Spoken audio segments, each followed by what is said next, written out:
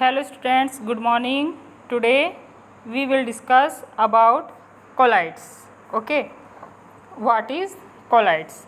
The solution in which particle size is between 1 nm and 1000 nms, यानी कि वो solution जिसमें पार्टिकल का जो साइज़ होता है वो 1 nm यानी कि 10⁻⁹ मीटर और 10⁻⁶ मीटर के बीच का होता है। ठीक है।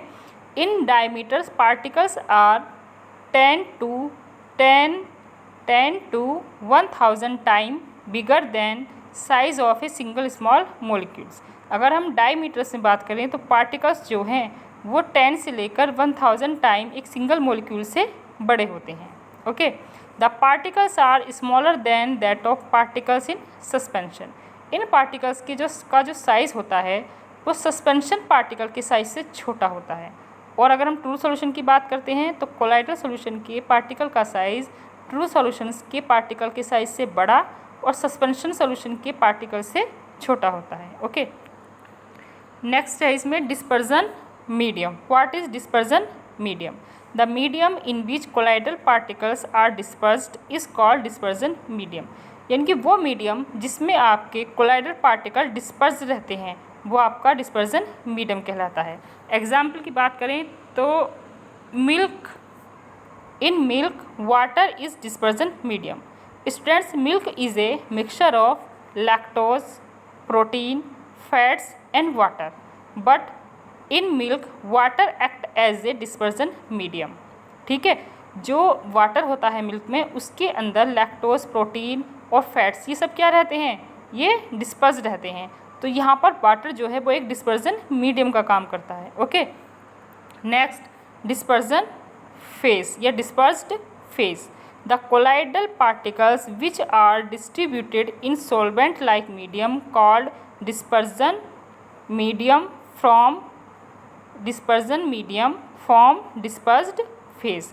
यानी कि कोलाइडल पार्टिकल्स जो कि एक सॉल्वेंट लाइक मीडियम में डिस्पर्स्ड रहते हैं और क्या बनाते हैं, डिस्पर्स्ड फेज बनाते हैं। ठीक है, जैसे अभी ऊपर हमने बात की थी मिल्क की, तो मिल्क में वाटर क्या था, एक डिस्पर्जन मीडियम था, लेकिन वाटर में जो आपके लैक्टोज, प्रोटीन और फैट्स डिसॉल्व थे या डिस्पर्स थे वो सब क्या बनाते हैं, वो बनाते हैं डिस्पर्स्ड फेज।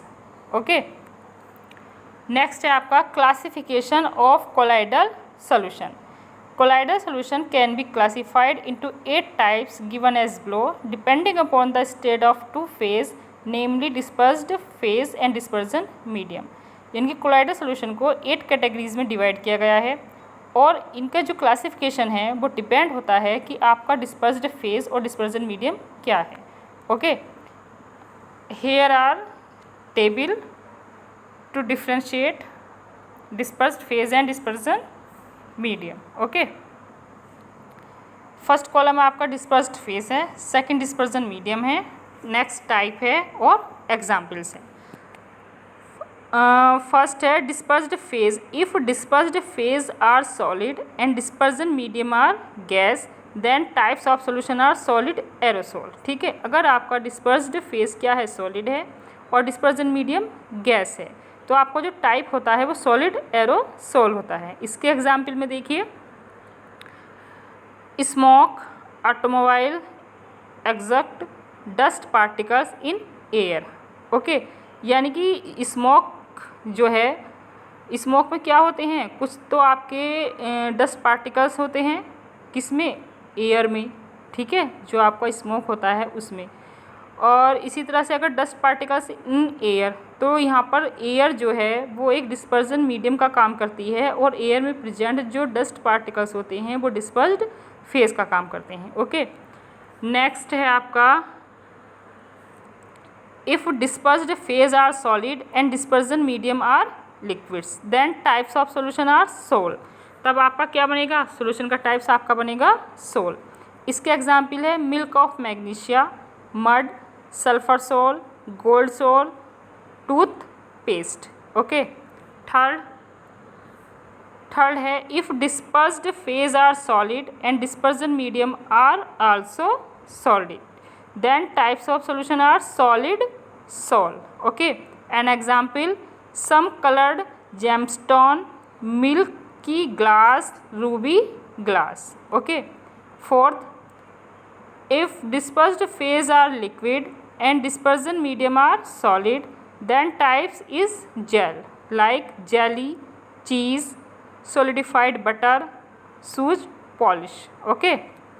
And fifth है आपका, if dispersed phase are liquid and dispersion medium are also liquid, then types emulsion. Emulsion, an example of emulsion, milk, face cream, liquid butter, hair cream. Okay. Next है आपका, if dispersed phase are liquid and dispersion medium are gas, then types liquid aerosol. Example, fog, cloud, mist. Okay. Next, dispersion phase are gas and dispersion medium are solids, then types foam. Example, foam, rubber, sponge, pumic stone, cork. Okay. Last है आपका, if dispersed phase are gas and dispersion medium are liquid, then types foam. Okay. Shaving cream, lemonade, fourth whipped cream. Okay. तो there are types of colloidal solution. Okay. Next student आपका properties of colloids. Okay. Some characteristics properties of colloids are described below. First है आपकी, colloids are heterogeneous in nature, यानी कि आपका first property heterogeneous nature की है. एक colloids और sol is heterogeneous in nature. colloids कैसे होते हैं? heterogeneous होते हैं. ओके. सेकंड है आपका पार्टिकल साइज. इनके पार्टिकल का साइज क्या होता है? The size of particles in colloids lie between 10⁻⁸ metre to 10⁻�6 metre. Okay. Next है आपका filterability. Okay. colloid particles can easily pass through the pores of a filter paper. Therefore, colloid particles cannot be separated by filtration. अगर हम colloid solution को filter करते हैं तो इनके जो पार्टिकल्स होते हैं वो फिल्टर पेपर से पास आउट हो जाते हैं, इसलिए हम कोलाइडल पार्टिकल्स को सेपरेट फिल्ट्रेशन द्वारा सेपरेट नहीं कर सकते. ओके. नेक्स्ट है visibility. The particles of colloid can be seen under a powerful microscope. हम इस कोलाइडल पार्टिकल्स के साइज़ को या कोलाइडल पार्टिकल्स को हम नेक्ड आई से नहीं देख सकते हैं. हम इनको किससे देख सकते हैं? एक पावरफुल माइक्रोस्कोप से. Next, stability. Colloids are unstable and stabilize by suitable stabilizers. The colloidal particles try to become closer to each other and settle down. Okay. हम जो कोलाइडल्स होते हैं, कोलाइड्स होते हैं, वो अनस्टेबल होते हैं, लेकिन अगर हम इसमें कुछ केमिकल्स वगैरह यूज़ कर देते हैं और इनकी स्टेबिलाइज के लिए जो केमिकल यूज़ किए जाते हैं वो स्टेबिलाइजर्स होते हैं, तब क्या होते हैं कि इनके जो आपके पार्टिकल्स होते हैं वो एक दूसरे के क्लोज हो जाते हैं और हैवी हो जाते हैं और वो नीचे क्या हो जाते हैं? सेटल डाउन हो जाते हैं. तब हम इसको स्टेबिलाइज कर सकते हैं. ओके. नेक्स्ट है 6, light scattering by colloid particles. यानी कि जो कोलाइड पार्टिकल्स होते हैं वो लाइट को क्या कर देते हैं? स्कैटर्ड कर देते हैं. और पार्टिकल्स द्वारा लाइट को स्कैटरिंग करने की जो फिनोमिना होती है वो होती है आपकी Tyndall effect. Okay. Tyndall effect. When a strong beam of light is pass through a colloid keeped in dark room, the path of light beam through the colloids become visible. Okay. If light is passed through true solution, its path is not illuminate, whereas in the colloidal solution it get illuminated as shown. आपकी book में दिया हुआ है figure 2.2 में, आप इसको देख लीजिएगा इसका डायग्राम. ओके. यानी कि अगर हम एक लाइट की बीम को कोलाइड सोल्यूशन से पास कराते हैं, जो कि कहाँ रखा हुआ है? डार्क में रखा हुआ है, तो हमें उसका पाथ क्लियरली नज़र आता है. यानी कि हमें क्या है कि वो लाइट दिखाई देगी उस सोल्यूशन में से पास आउट होती हुई. लेकिन अगर यही लाइट को हम किसी ट्रू सोल्यूशन से में पास आउट कराते हैं तो वो हमें नहीं दिखाई देती है. क्यों नहीं दिखाई देती है? क्योंकि ट्रू सोल्यूशन के पार्टिकल्स लाइट को स्कैटर्ड नहीं करते हैं, लेकिन जो कोलाइड सॉल्यूशन होते हैं वो लाइट को क्या कर देते हैं, स्कैटर कर देते हैं, इसलिए हमें वो दिखाई देती है। ओके, नेक्स्ट है आपका cause of Tyndall effect. Tyndall effect का काज क्या है? It is due to scattering of light by colloidal particles, यानी कि जो कोलाइड पार्टिकल्स होते हैं वो लाइट को क्या कर देते हैं, स्कैटर कर देते हैं। यही किसका कॉजेज है? टिंडल इफेक्ट का, यानी कि scattering of light is known as Tyndall effect. This effect can be observe in theatre when a beam of light is shone on the screen. इस इफ़ेक्ट को हम कहाँ देखते हैं? थिएटर में देखते हैं। स्टूडेंट्स, जब हम हॉल में मूवी वगैरह देखते हैं तो पीछे एक हॉल होता है छोटा सा, वहाँ से एक लाइट पास आउट की जाती है, लेकिन वो एक छोटे से हॉल में से आती हुई जो लाइट होती है वो हॉल में आकर फैल जाती है। क्यों फैल जाती है? क्योंकि हॉल में प्रेजेंट जो आपके एयर पार्टिकल्स हैं वो कोलाइडल पार्टिकल्स का काम करते हैं और वो क्या कर देते हैं, उस लाइट को स्कैटर्ड कर देते हैं, जिसकी वजह से आपको वो मूवी दिखाई देती है पूरी की पूरी। ओके, नेक्स्ट है आपका 7th प्रॉपर्टी है इसकी, Brownian movements of colloid particles. ये ब्राउनी मूवमेंट्स क्या होता है? इसको देखा जाए तो जो आपके कोलाइड पार्टिकल्स हैं वो एक सेम पाथ या एक स्ट्रेट लाइन में मूवमेंट ना करके जिग जैग पाथ में मूवमेंट करते हैं। ठीक है, the colloidal particles are in state of constant random motion in zigzag path, यानी कि कोलाइडल पार्टिकल्स क्या होते हैं, एक स्टेट ऑफ कांस्टेंट, यानी कि कांस्टेंट स्टेट में तो होंगे लेकिन उनमें मोशन कैसा होगा, रैंडम इन जिगजैग पाथ। ठीक है, और called Brownian momentum. It is due to collision between colloidal particles themselves and with the molecules of dispersion medium. और ये किसकी वजह से होता है? जो कोलाइडल पार्टिकल्स होते हैं वो आपस में क्या करते रहते हैं, उनमें कोलिजन होता रहता है, यानी कि वो आपस में एक दूसरे से टकराते रहते हैं। वो आपस में एक दूसरे से टकराएंगे या जो आपका डिस्पर्जन मीडियम है उसके पार्टिकल्स से टकराएंगे। तो जब वो टकराते हैं तो वो क्या करते हैं, उनका जो मोमेंटम का पाथ होता है वो जिगजैग हो जाता है, जैसा कि आपको ये डायग्राम में शो किया गया है। यानी कि कोई भी जो कोलाइडल पार्टिकल्स होते हैं वो एक स्ट्रेट पाथ में मूवमेंट ना करके जिगजैग पाथ में मूवमेंट करते हैं। ठीक है, तो the colloidal particles are in state of constant random motion in zigzag path called Brownian momentum. It is due to collision between colloidal particles themselves and with the molecules of dispersion medium. Okay, you must have observed when a fine beam of light falls in a room through the ventilator, dust particles are moving in zigzag manner. Brownian movement is shown in this figure. ठीक है, आपने देखा होगा कि जब हम एक room में बैठे हुए होते हैं और वेंटिलेटर से कोई लाइट आती है तो उस वेंटिलेटर की लाइट जब रूम में पड़ती है तो आप उतने ही एरिया में देखिए कि डस्ट जो पार्टिकल्स होते हैं, डस्ट पार्टिकल्स, वो मोमेंटम करते हुए नज़र आएंगे आपके। जब वो मूवमेंट करते हुए नज़र आते हैं तो उनका जो पाथ होता है वो कोई स्ट्रेट लाइन में नहीं होता है, वो जिगजैग मोशन में ही मूवमेंट करते हैं। ओके, जैसा कि आपका ये डायग्राम में शो किया गया।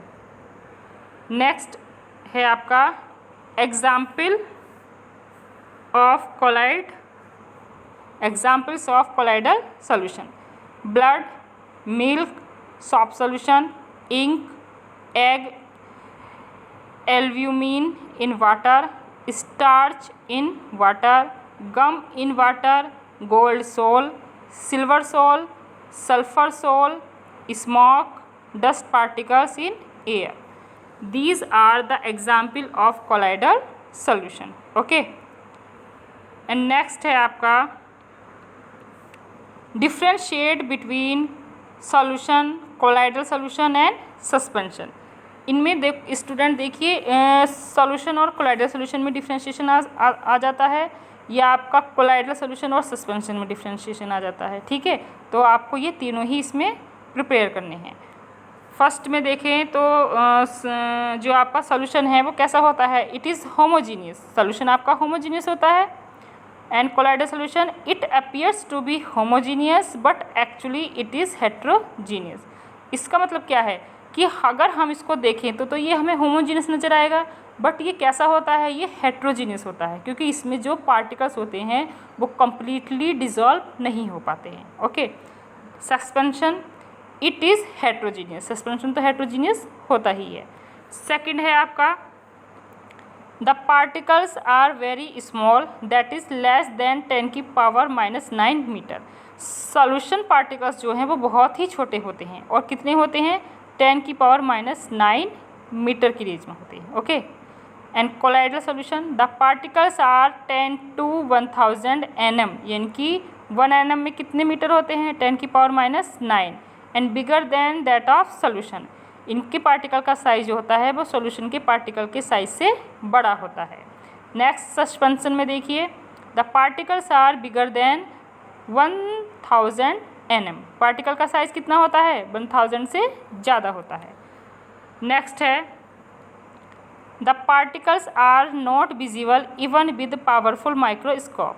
हम सॉल्यूशन के पार्टिकल साइज इतना छोटा होता है कि हम सॉल्यूशन के पार्टिकल्स को माइक्रोस्कोप से और नेक्ड आइज से दोनों से ही नहीं देख सकते। Colloidal solution the particles are visible with the help of microscope.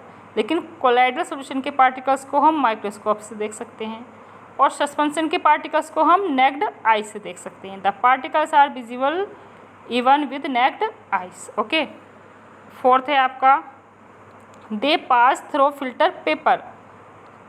ये जो आपका सॉल्यूशन है तो उसमें जो पार्टिकल्स होते हैं वो फिल्टर पेपर से क्या हो जाते हैं पास आउट हो जाते हैं, यानी कि हम सॉल्यूशन में प्रेजेंट पार्टिकल्स और सॉल्यूशन के पार्टिकल्स को हम डिफ्रेंशिएट या अलग नहीं कर सकते by any physical process. Okay colloidal solution में देखिए the particles can pass through ordinary filter paper. जो कोलाइडल सॉल्यूशन के पार्टिकल्स हैं वो ऑर्डिनरी फिल्टर पेपर में से तो पास आउट हो जाते हैं, लेकिन अगर हम यहाँ पर एनिमल मेम्ब्रेन या पर्चमेंट मेम्ब्रेन का यूज़ करें तो इसके जो पार्टिकल्स हैं या इसका जो कोलाइडल पार्टिकल्स हैं वो उसमें से पास आउट नहीं हो पाते हैं। यहाँ पर इसका यूज़ नहीं किया गया है। बल्कि सस्पेंशन में देखिए the particles can not pass through filter paper. Suspension के जो पार्टिकल्स होते हैं वो फिल्टर पेपर में से पास आउट नहीं होते, यानी कि हम इसमें सस्पेंशन पार्टिकल्स को सस्पेंशन सॉल्यूशन से अलग कर सकते हैं। एंड फिफ्थ है आपका they do not show Tyndall effect. Solution जो है वो आपका टिंडल इफेक्ट शो नहीं करता, यानी कि they do not scattering the light, ये लाइट को स्कैटर्ड नहीं करते। कोलाइडल सॉल्यूशन में आइए the particle show Tyndall effect. Colloidal solution क्या करते हैं टिंडल इफेक्ट को शो करते हैं। सस्पेंशन दे मे और may not show Tyndall effect, ये कर भी सकते हैं और नहीं भी कर सकते हैं, वो डिपेंड करता है कि आपका जो सस्पेंशन सॉल्यूशन है उसकी नेचर कैसी है। 6 है the particles do not settle down due to gravity. इसमें पार्टिकल्स जो हैं वो ग्रेविटी की वजह से सेटल डाउन नहीं होते हैं, क्योंकि इनकी ग्रेविटी बहुत कम होती है और पार्टिकल साइज़ बहुत छोटा होता है, तो ये नीचे नहीं बैठ पाते। Colloidal solution the particles do not settle down due to gravity. इसमें भी सेम यही कंडीशन है, कोलाइडल पार्टिकल्स जो हैं वो सेटल डाउन नहीं होते। सस्पेंशन द पार्टिकल्स में सेटल्स ड्यू टू ग्रेविटी। यहाँ ग्रेविटी की वजह से, यानी कि इनकी ग्रेविटी ज़्यादा होती है तो इस सस्पेंशन के जो पार्टिकल्स होते हैं वो सेटल डाउन हो जाते हैं। ओके स्टूडेंट्स, ये वर्क आपको कॉपी पर करना है, इसमें से कट कुछ भी नहीं करना है, ये सारा ही सारा इम्पोर्टेंट है, सारे ही इम्पोर्टेंट पॉइंट है। और यहाँ पर इनका एक डायग्राम दिया गया है जिसमें आपको कोलाइडल सॉल्यूशन, सस्पेंशन और ट्रू सॉल्यूशन, इनके बीच में आपको डायग्राम के थ्रू डिफ्रेंशिएट किया गया है। ओके और इसमें आपको जो भी कोई प्रॉब्लम होगी वो हम डिस्कस करेंगे। Okay thank you.